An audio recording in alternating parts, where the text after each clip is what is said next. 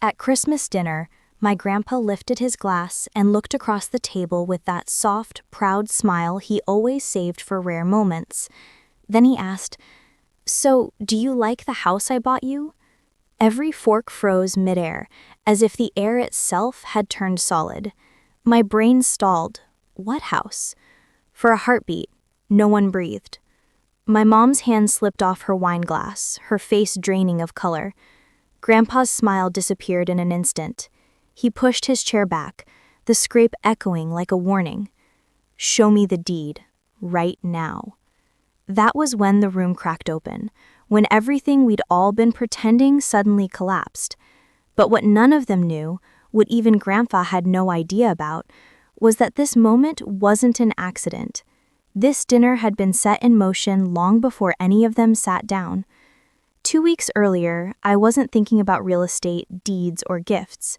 I was thinking about late rent, overdue bills, and whether eating instant noodles 3 nights in a row technically counted as a balanced routine. My cramped Portland apartment rattled constantly, the heater louder than my own thoughts. But at least it was mine. Or the only thing I could afford on my own. Every December, my parents liked to preach about the importance of independence, usually while uploading pictures of their new cars, ski resorts, and perfectly lit dinner parties. Mom's messages always started sugary and ended sharp, little reminders like, "You should really learn to manage money properly." I never replied. Silence was the only shield I had with them. The only person who never made me feel small was Grandpa Edward Brooks. Everything my parents pretended to be, he already was. Disciplined, fair, quietly steady. When I was 22, he told me, "Someday, I'll make sure you have a place that belongs to you." I assumed he meant advice or wisdom, not an actual home. He wasn't a man of surprises. He liked plans, structure, order.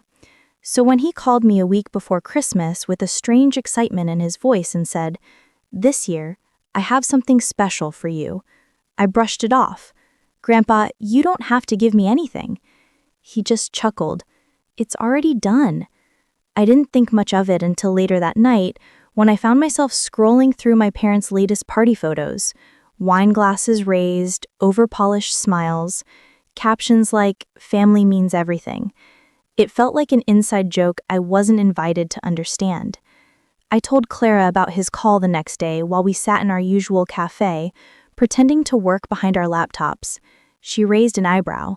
"Special gift? Sounds like he finally realized you deserve better than whatever scraps they leave you."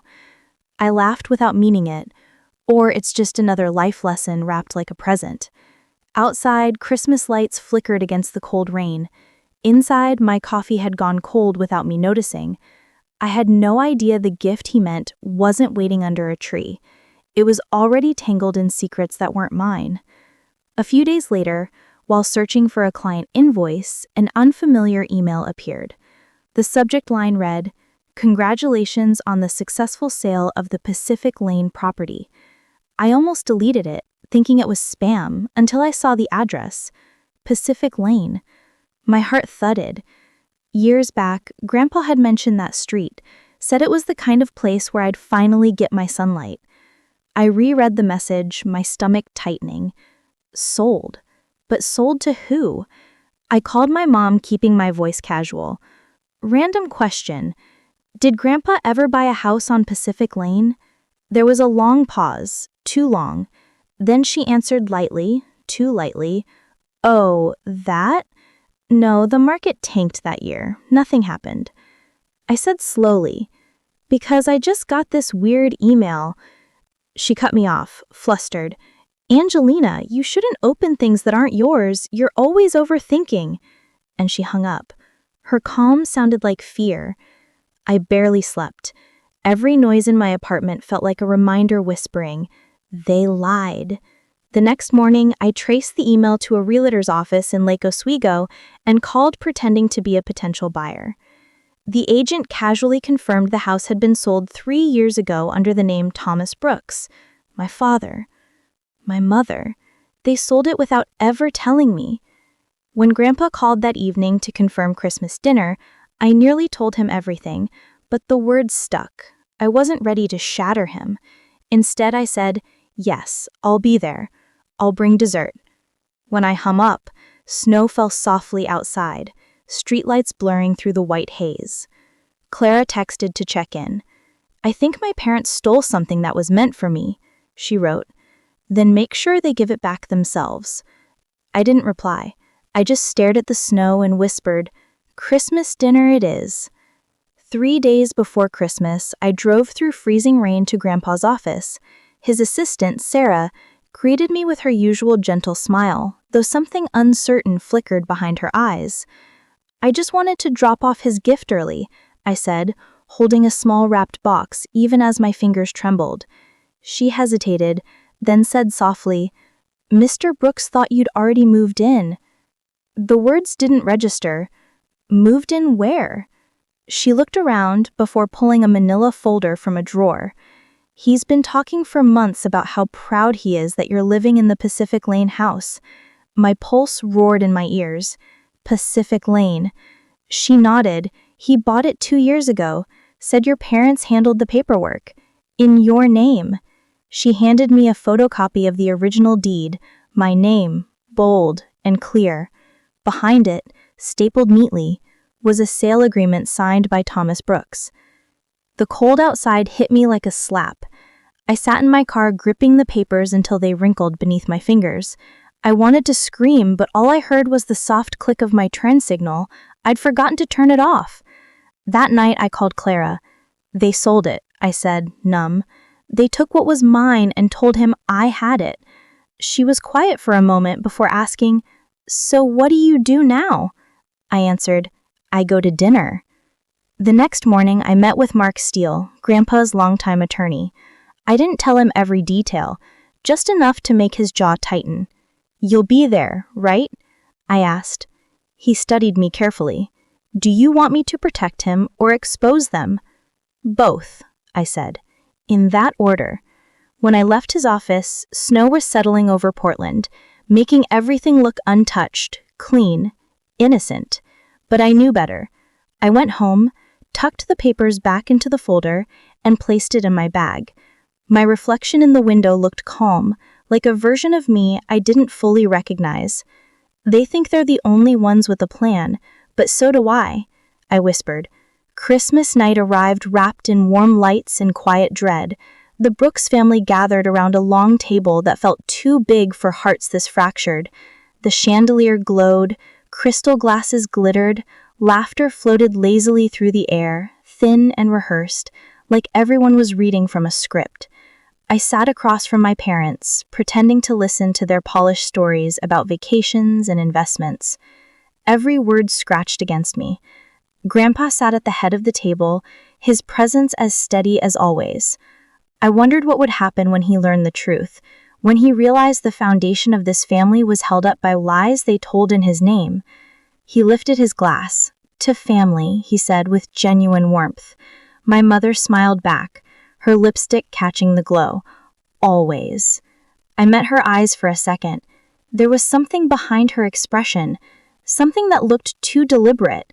I had to bite my tongue to keep from asking why. Dinner carried on with polite conversation, the kind where everyone talks but no one listens. Grandpa asked about my work, my clients, if business was steady. "It's fine," I said, trying to keep my voice even. "Not as profitable as selling someone else's property, though." Mom's fork clinked against her plate. "Excuse me?" "Nothing," I murmured, but the heat was already rising in my chest. Grandpa chuckled softly, trying to lighten the moment. "You always were sharp, Angie." Then, almost as if testing the air, he leaned forward slightly. "By the way, do you like the house I bought you?" For half a second, I thought I'd misheard. The laughter stopped. The chandelier hum turned into silence. I blinked. My lips parted, but my voice came out thin. "What house?" The question snapped through the air. Mom's hand slipped from her wine glass, red spilling across the tablecloth like blood on snow. Dad's jaw went rigid. Grandpa's eyes darted between us, confusion deepening. "What house?" I repeated, louder this time. Grandpa set down his glass, the stem clicking against the wood. His face shifted, disbelief curdling into anger. "Show me the deed, now." Dad tried first, his voice trembling but defensive. "Dad, this isn't the time." "It's exactly the time," Grandpa cut in, calm but sharp as glass. "I trusted you to manage that property for her."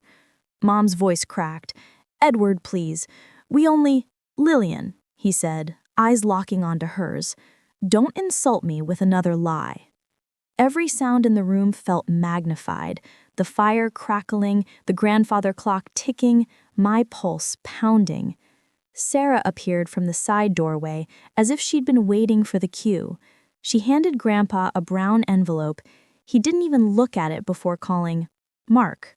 Mark Steele entered, briefcase in hand. "Mr. Brooks," he said evenly, "you asked me to review some transactions earlier this week. I think you'll want to see this." He opened the briefcase, spreading documents across the table. I watched my parents' faces drain of color. Mark pointed to the first page. "This is the original purchase deed. Buyer, Angelina Brooks. Signed and notarized." He flipped to the next page. "And this sold 3 months later by Thomas Brooks. Transfer of funds confirmed here." Grandpa's hand shook as he traced the signatures. "You sold her house," he whispered. "The one I bought for her future." Dad swallowed hard. "We were only managing it. She wasn't ready." "Ready for what?" I snapped, the anger breaking free. "To have something of my own? To stop needing you?"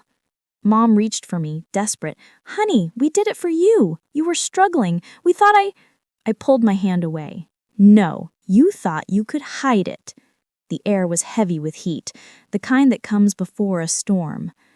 Grandpa stood, then slowly, deliberately. The chair scraped the floor with a sound that made everyone flinch. "From this day forward," he said, "you don't speak for her again." No one breathed. Mom started to cry, mascara streaking down her face. "Edward, please. We didn't mean to hurt her." "But you did," he said quietly, "and you did it while smiling across my table." He reached into his vest pocket and pulled out a small velvet pouch. A silver key slid into his palm. He looked at me. "It was meant to be yours, Angie. It still is." He placed it in front of me. My hands didn't move at first. I couldn't. My throat was tight with something between relief and grief. Dad stood abruptly, his chair tipping over. "We're your family," he shouted. "You can't cut us out over some misunderstanding." Grandpa's eyes hardened. "Your family, but not mine." Silence, the kind that rings louder than shouting. Mom's voice broke again. "Angelina, please tell him we can fix this." I finally looked up, steady. "You can't fix something you sold." Mark gathered the papers, placing them neatly back in the folder. "We'll start rehearsal proceedings in the morning." Sarah stood quietly behind Grandpa, her expression unreadable. Maybe pity, maybe satisfaction. Grandpa exhaled, long and heavy. "Merry Christmas," he said softly. Not to them, but to me. He rested a hand on my shoulder, the same hand that once taught me how to draw straight lines when I was little. "You always did have an eye for balance," he murmured. Mom covered her face. Dad turned away, muttering something I couldn't hear. It didn't matter. The sound of their excuses no longer carried weight. I stood, the key cold in my palm, and looked around the room. The tree lights flickered, the air smelled of pine and betrayal. I'd imagined revenge would feel fiery, but it felt quiet, like the ending of a long, sad song. When I finally stepped outside, the night air sliced my cheeks. The snow had begun again, soft flakes drifting onto the porch railing. Behind me, through the window, I could see Grandpa still standing tall, a silhouette against the warm light. Inside, my parents sat small and silent, trapped in their own lies. I whispered to myself, almost a prayer. They wanted me to earn my life. I just did. And with that, I walked into the snow, free, cold, and awake for years. The next morning, the house was quiet. No one mentioned the night before, but everyone felt its weight. Mom and Dad's car was gone by sunrise, just two twin tire tracks curving down the snowy driveway. They didn't say goodbye. Grandpa found me in the sunroom, sitting with a cup of coffee gone cold. His movements were slower than usual, the kind that came after disappointment too deep to name. He said softly, "I gave them too much trust. I thought money could keep us honest." I looked up. "You believed the best in them. That's not a mistake." He shook his head. "You reminded me what honesty actually looks like." He reached into his jacket, pulled out an envelope, and slid it across the table. Inside were fresh papers, my name printed clearly at the top. The title deed, no signatures missing this time. "I had Mark redo everything last night," he said. "It's official. The house is yours, and theirs will be handled separately." My throat tightened. "Grandpa, I don't even know if I want it anymore." He smiled, tired but warm. "You don't have to move in right away. Just know it's waiting. Like I'll be whenever you need me." Later that week, news spread through Portland's business circles. Thomas and Lillian Brooks had been quietly removed from several boards. The Brooks family reputation, once polished, now carried a faint crack. But no one outside knew the real story. I didn't feel triumphant. I didn't feel vindictive.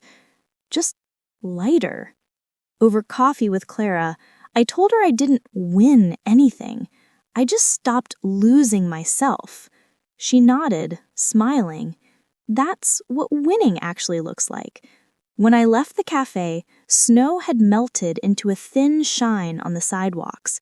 For the first time in years, I walked without glancing over my shoulder.